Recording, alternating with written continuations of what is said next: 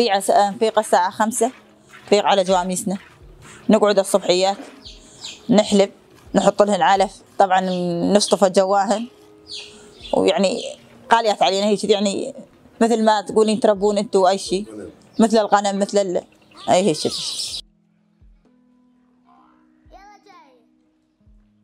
والله هذا عملنا، شغلنا هذا هو نستفيد منه، يعني آكلين خبزة العيش منه، هذا يعني تورثنا عن أب عن جد وقاليات علينا. إيه الحمد لله عندنا خبرة، وصارنا يعني جواميس قاليات علينا، هن شوية صارت صعبة هسه يعني بعلفن وميهن وشيتن، بس قاليات علينا يعني تورثناهن عن أب عن جد، صارت مثل يعني مثل ما تقول مثل أولادنا، ما نقدر نستغني عنهم. في حارة كاملة يربوا جواميس، عشيرة كاملة، هم الشرابين هذه مهنتهم أبو صالح يربون جواميس، مهنة يعني عندهم من زمان. ايه ما يقدروا يستغنوا عنهن لأنه غاليات، لما الجاموسة يصيبها شيء يقوموا يفكوا عليها، ما يقدروا يستغنوا عنها.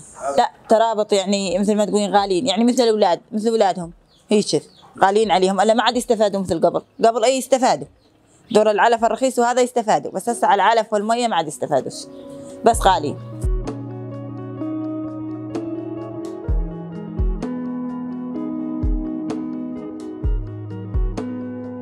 القيمر نسويه من تراث قديم، أكلة شعبية. نسوي القيمر نفير الحليب ونحطه شفتي انتي بصحن هيك، نخططه ببرة ونرش عليه بوز، بعد شي ربع ساعة نص ساعة نشيله نسحنه ونحطه بالثلاجة ونوديه عاد على البلد، هم يقدمونه عاد للعالم. هسه احنا وبناتنا واولادنا يعني نسوي هالشغل هذا. هسه انا بنتي شفتيها كانت تساعدني، بنتي تقش الجواهن وانا احلب، نحط علف وتبن، نقعد من الساعة 5، هذه مهنتنا يعني، حتى الوليد الصغير مشتغل بيه، كلها تعبانة بيه.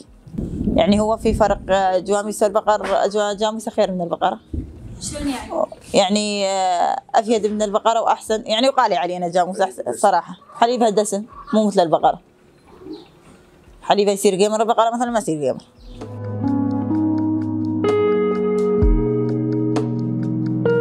تعاوز قزق علينا، صعوبة المي، واحنا جواميس ما يعيشن الا بالمية، والعلف التركية ما عاد خلى المي يجينا، والعلف صعوبته صار غالي، ما عاد نقدر نجي جواميس مثل قبل، يعني صارت عندنا كمية قليلة. قلت لك ابو 100 جاموسة كان عنده قبل، الشرابين عندها لل100 بعضها 50، بعضها ما ضل عندهم.